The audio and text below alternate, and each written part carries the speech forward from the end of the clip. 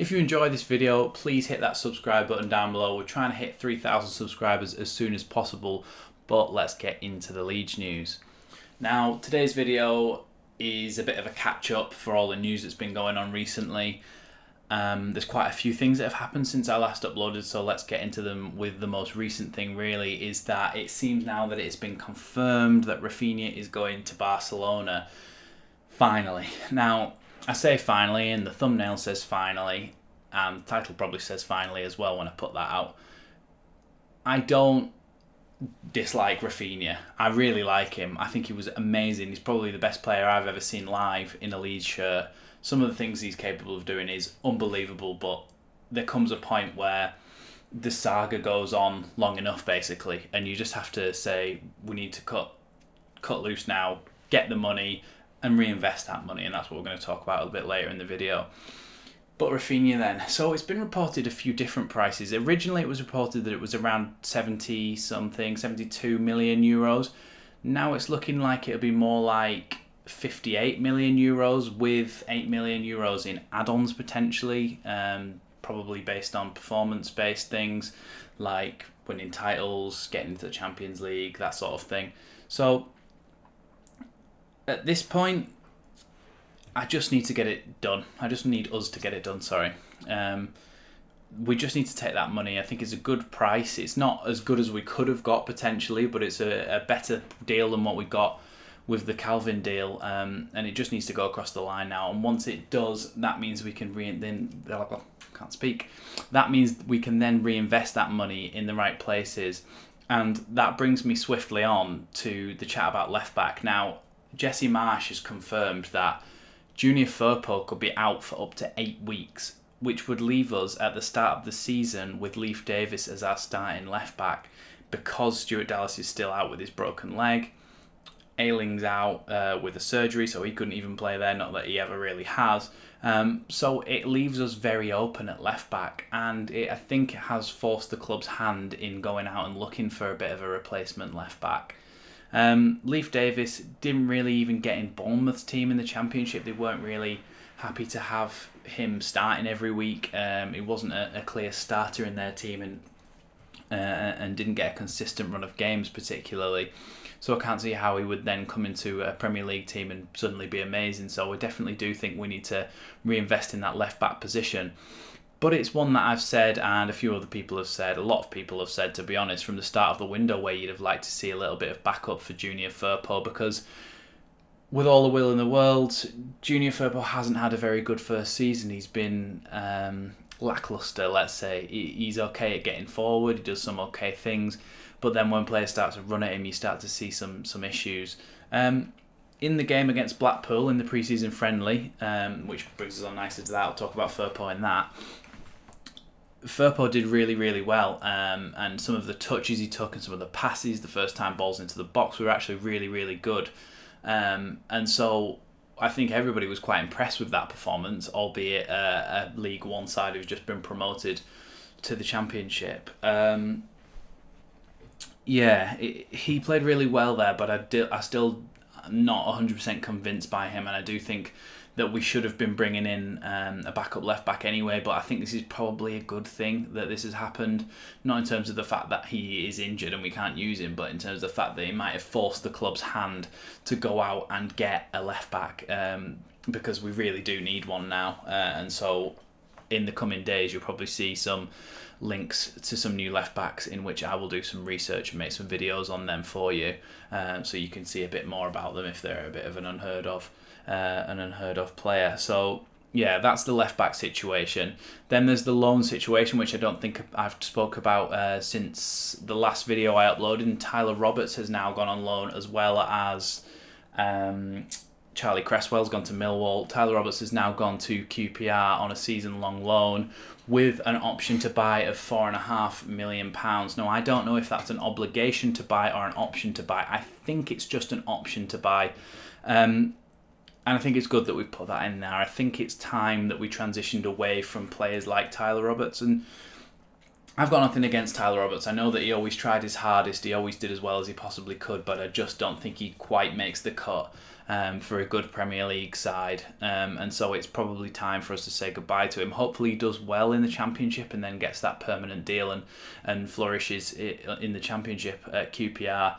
But I can't really see him. I can't really see him coming back to the squad and getting straight in and playing any games ever again, really, to be honest. So I think it's probably the last we'll see of Tyler Roberts in a Leeds shirt. So good luck to him. I hope he does really well.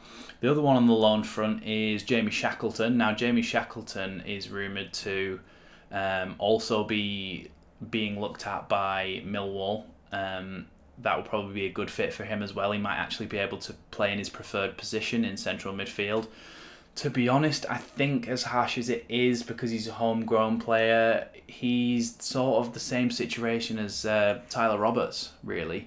I can't see him ever really coming back into the first team, and I don't really think there's a role for him in there. We've got too many right backs now. We've got enough central midfielders for him not to get in the team. So I think it's one of them where he could potentially be on his way out as well, which is obviously sad to see a homegrown Leeds Academy player leave like that, but I just can't see him being quite good enough to make that first team on a consistent basis, really. So it's probably goodbye to him as well.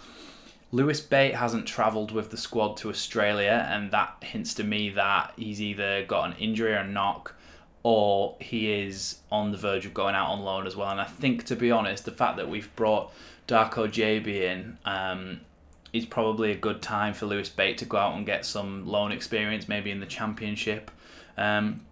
Because I think when I have seen him in the first team, I think he's really good, and I think he is one of the players who's got the potential to be in Leeds' first team in a few years to come.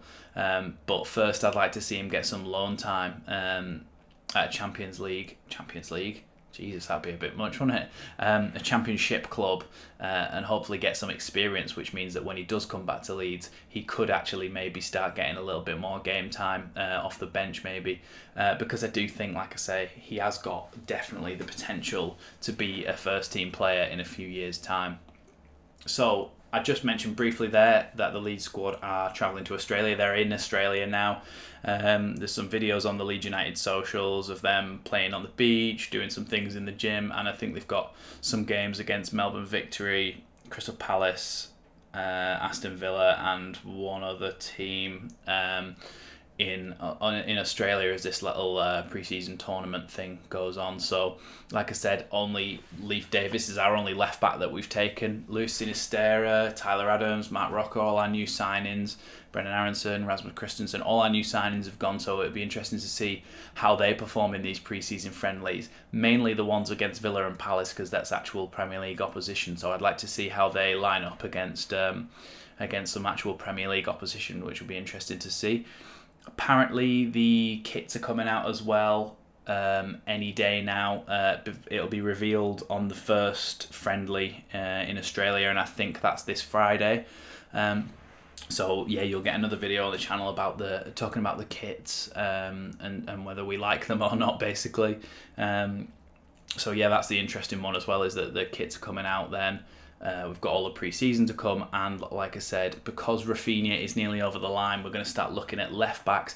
But I think the race for a backup striker is also going to take a swift upturn in pace, because we've now got that money when this goes through to actually go out and just buy a striker outright. And so I think that could really accelerate the process. So keep your eyes peeled for that one, because a backup striker is probably one of the most important things we needed this summer. Granted, we've obviously got Bamford and Gelhardt, but I'm going to have a video coming out in the next few days about the tactics and who I think is going to play where. And I think it is actually going to be a 4-2-3-1, so I think it's actually going to be one striker up top. And I don't think it's going to be very often at all where we're going to play two strikers up top. So granted, Gelhardt is really good, but if Gelhardt gets if Bamford gets injured, because Bamford's quite injury prone, and it's just Gelhardt, can we rely on him for an entire season? I don't think we can. I think we do need that backup striker as an option in there, because Bamford is so injury prone, and I think that would really, really cement this side as a decent Premier League team with all the new signings that we've made. And I think, to be honest, it seems to me like we could finish around 10th to 14th, and I think I would be happy with that as well. So if we can get that left back in and that striker in, I think we're in a really, really good position going into the going into the start of the season at the end of the summer window, because we seem to have done it early, we seem to have done it quick, we seem to have invested in the right places for the right prices, not paying over the odds for people, and bringing in some really, really talented young players with a high ceiling. So yeah, really, really interesting stuff going on at Leeds at the moment. We'll have to see what the kits look like, what happens in the games with all our new signings. Hopefully none of them get injured, touch wood. So yeah, thanks for watching this one. That was just a bit of all the news I could possibly fit into one short video, and just a bit of an update for you all. I'm going to be on the midweek fix tonight from 8 o'clock on the Just Joe Football Show if you want more Leeds content from me, where we'll be discussing all of these things but in a lot more detail, and I'm sure the other lads will have some different opinions to what I've said in this video, so stay tuned on Joe's channel if you want to see that live at 8 PM tonight. So thanks everybody for watching this one, and I'll see you next time on Leeds Lately.